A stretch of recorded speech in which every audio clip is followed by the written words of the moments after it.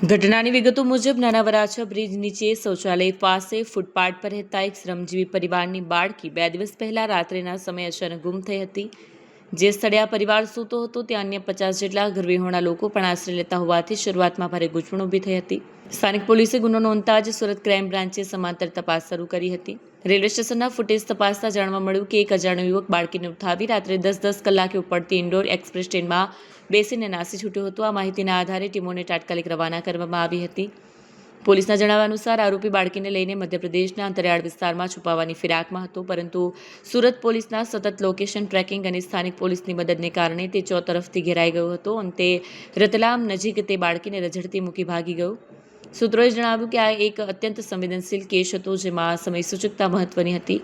હાલ બાળકીને સુરત લાવવાની તજવીજ હાથ ધરાઈ છે અને તેના સુરક્ષિત મળવાના સમાચારથી પરિવારમાં ખુશીની લહેર વ્યાપી ગઈ છે। આ ઘટના ફરી એકવાર સુરત જેવા મહાનગરોમાં ફૂટપાથ પર વસતા પરિવારોની સુરક્ષા અને રેલવે સ્ટેશન જેવા જાહેર સ્થળો પર કડક દેખરેખની જરૂરિયાત તરફ આંગળી ચીંધે છે।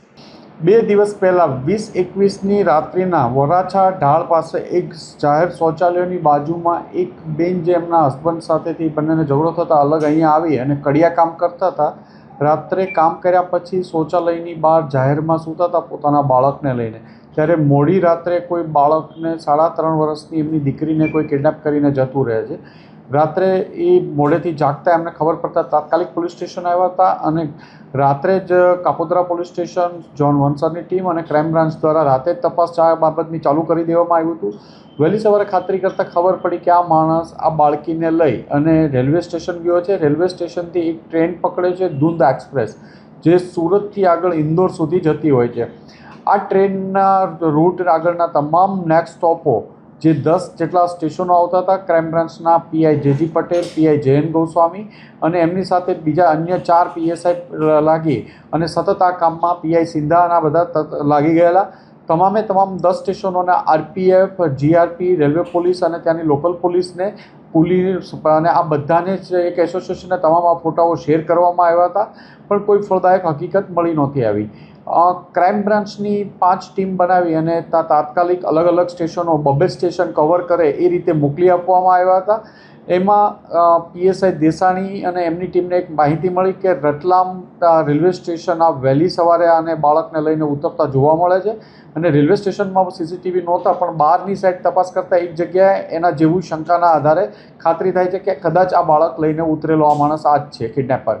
તમામ બીજી ટીમોને, આજુબાજુની ટીમોને તરત બોલાવી લેવામાં આવી। પીએસઆઈ મહિડા, પીએસઆઈ સિસોદિયા, લોકો બધા જ સાથે મળી અને ત્રણેય ટીમોએ આઈડેન્ટિફાઈ કરતા આ જ માણસને ત્યાંથી 5 કિલોમીટર આગળ એક 3 વ્હીલ ટેમ્પોમાં બેસી અને જતો દેખાય છે। એ ટેમ્પોવાળાને આઈડેન્ટિફાઈ કરતાં ત્યાંથી ફરીથી આગળ એક બાજના ગામ છે, ત્યાંથી 50 કિલોમીટર રતલામથી થાય છે, ત્યાં બસમાં જતી દેખાય છે। બસનો નંબર મેળવી અને ક્રાઇમ બ્રાન્ચની ટીમે મોડી રાત્રે બસના નંબર મેળવવા, આઈડેન્ટિફાઈ કરવા સતત 48 કલાક સુધી લાગેલા રહી અને એ આઈડેન્ટિફાઈડ નંબર બસનો મળ્યો। બસના ડ્રાઈવરને એપ્રોચ કર્યો તો એણે કીધું કે આવો માણસ હતો અને બાજના બસ સ્ટેશન પાસે વહેલી સવારે આને 6 ઉતારેલો હતો। એક પણ સેકન્ડનો ટાઈમ બગાડ્યા વગર ક્રાઇમ બ્રાન્ચની તમામ ટીમો તરત બાજના સ્ટેશન પાસે ગઈ। વહેલી સવાર હતી, પોલીસ જ્યારે પહોંચી ત્યારે 5:30 વાગ્યા હતા સવારે, કાલે વહેલી મોર્નિંગમાં। એટલે ક્રાઇમ બ્રાન્ચની ટીમને કોઈ સીસીટીવીને એવું તો જોવા ન મળ્યું, પણ ત્યાં લોકોને વહેલી સવારે ક્રાઇમ બ્રાન્ચના અધિકારીઓ અને સ્ટાફના માણસો બધાને ફોટા બતાવતા હતા। એમાંથી એક માણસે સામે આવીને કીધું કે કાલે એક બેનને કોઈ બાળકી મળી છે અહીંયા અને કોઈ મૂકીને જતું રહ્યું છે કે કોઈ બાળકી એક બેનને મળી છે। એ બાળકીનો ફોટો મેળવી અને તાત્કાલિક ખાતરી કરતાં ફરિયાદી પાસે અને એની ફરિયાદ ગુમ ત્યારે બાળકીની ઉંમર પણ જ્યારે 1.5 વર્ષની હતી ત્યારનો ફોટો મળ્યો તો 2 વર્ષ 1.5 થી 3.5 વચ્ચેનો કોઈ ફોટો નહોતો, કોઈ ફૂટેજમાં બાળક ક્લિયર દેખાતું નહોતું, પણ એ બેનને જે ફોટો એમની પાસેથી ત્યાંથી મળ્યો એના આધારે ખાતરી કરતાં આપણી કિડનેપ થયેલી બાળકી જ હતી। તાત્કાલિક એ બાળકીનો ફોટો મેળવી એમના મા બાપને દેખાડવામાં આવતા ખાતરી કરતાં એમણે કીધું કે એ જ બાળકી છે, એટલે બાળકીને લઈ અને પરત ક્રાઇમ બ્રાન્ચની 2 ટીમ આવી ગઈ। આરોપી ત્યાં એક આમને મૂકીને જતો રહ્યો હોવાનું એવું પ્રાથમિક દ્રષ્ટિએ લાગે છે વહેલી સવારે। ક્રાઇમ બ્રાન્ચની બીજી ટીમો હજી એને શોધખોળ કરી રહી છે। ત્યાં રતલામ જિલ્લામાં જ બાળકી સહી સલામત એમના મધરને હેન્ડઓવર કરવામાં આવી છે। કદાચ જો પોલીસ રતલામથી ત્યાં સુધી બજના સુધી ન પહોંચી હોત તો આ બાળકી ક્યારેય એની માતાને મળી ન શકત. બાળકી ક્યારેય પોતાનું નામ એડ્રેસ બતાવી નહોતી શકતી, બોલી શકતી નહોતી, અને સોશિયલ મીડિયામાં કે એ લોકો આપણા મેસેજ જોઈ શકત ન જોઈ શકત એ પણ ખબર નહોતી. પણ એક મા બાપ જો પોલીસ 48 કલાક સુધી સતત મહેનત ન કરી હોત તો આ બાળકી અને એની મા ફરીથી ક્યારેય ભેગા ન થઈ શકત.